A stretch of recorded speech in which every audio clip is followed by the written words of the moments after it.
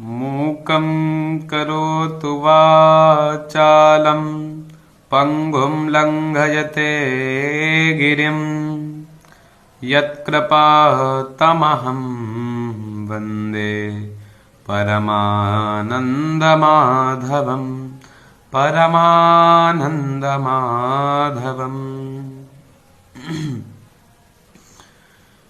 यन्नवे भाजने लग्नः संस्कारोऽन्यथा भवेत् कथाच्छलेन बालानां नीतिसङ्ग्रहेण मतः नीतिशतक कथ्यते।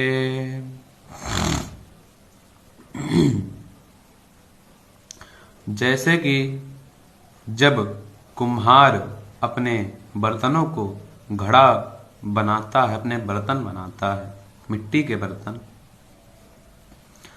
तो उस पे जो रेखांकित कर देता है, जो रेखा खींच देता है और वो घड़ा पक जाए, फिर वो रेखा जिंदगी भर के लिए बन जाती है। क्योंकि जब घड़ा वो बनाता है, कच्चे घड़े पे वो डिजाइन देता है, रेखाएं खींचता है और फिर उसे पकाता है। पकाने के बाद जो उस पे वो डिजाइन देता है, जो रेखाएं खींच देता है, वो जिंदगी भर के लिए बन जाती हैं। उम्र उसकी खत्म हो जाती है, परंतु वो डिजाइन, जो रेखाएं खींची हुई हैं, वो नहीं मिटती। कई बार देखा होगा, घड़ा फूट जाता है, लोग फेंक देते हैं, फिर तुम्हें कहीं कबाड़ में पड़ा मिला होगा या कहीं देखा हो आपने, उसके ऊपर जो रेखाएं बनी हुई थी वो वैसे ही बनी मिलेंगी। जीवन पर्यंत वो रेखाएं बनी रहती हैं। ठीक इसी तरह कहते हैं कि जो बच्चा छोटा होता है, उसको जैसे संस्कारों में आप पालोगे, बड़ा करोगे, वो उसी संस्कार में ढल जाएगा, क्योंकि वो अभी छोटा है। वो छोटा है, उसमें जो तुम प्रविष्ट कर पाओगे, जो तुम उसके अंदर प्रवेश कर दोगे, जो भी ज्ञान, जो भी संस्कार, वो बच्चा ग्रहण कर लेगा। परंतु जब बच्चा बड़ा होने लगता है धीरे धीरे, फिर वही संस्कार असर करते हैं।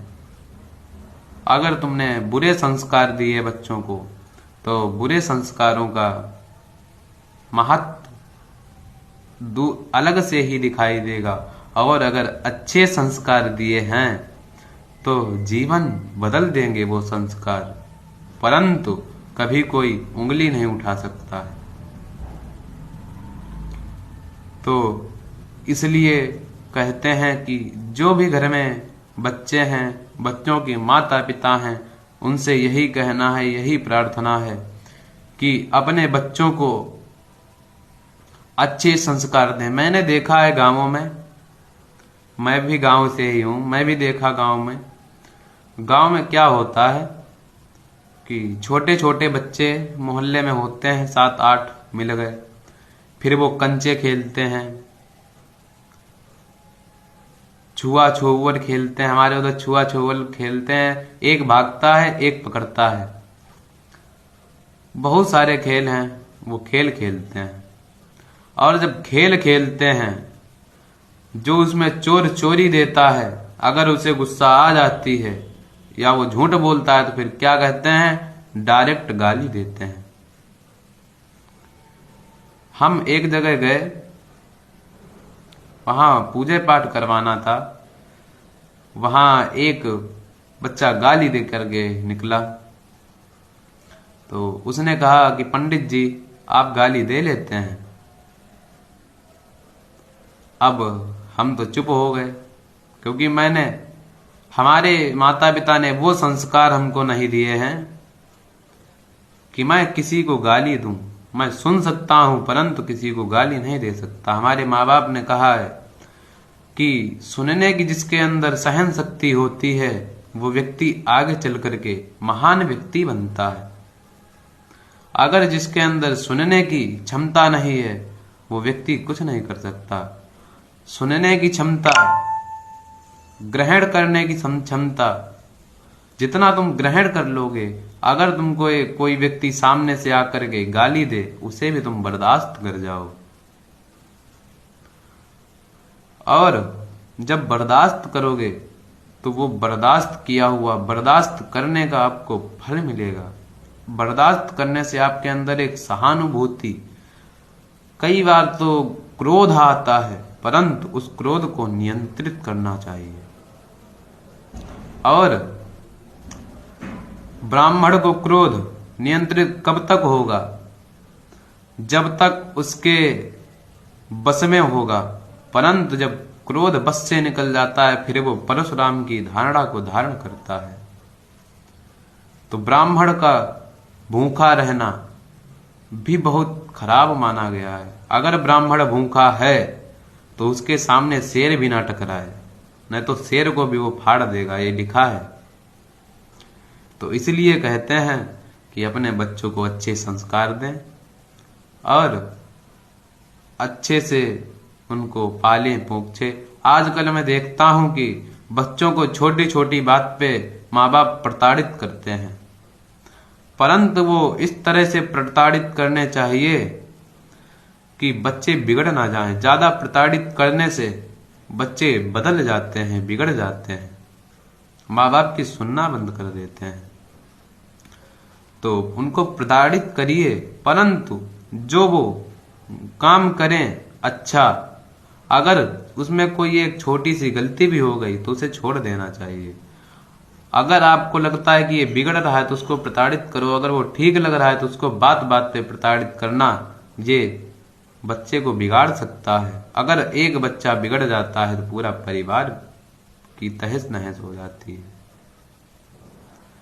तो इस कारण अपने बच्चों को अच्छे संस्कार दीजिए और अच्छे से उनको बोलने की एक भाषा शैली दीजिए,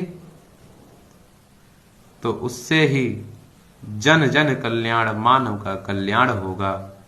और हमारे बांके बिहारी तो यही कहते हैं कि जिसके अंदर जितने संस्कार हैं, कहते हैं कि ब्राह्मण सर्वत्र पूज्यते, ब्राह्मण सर्वत्र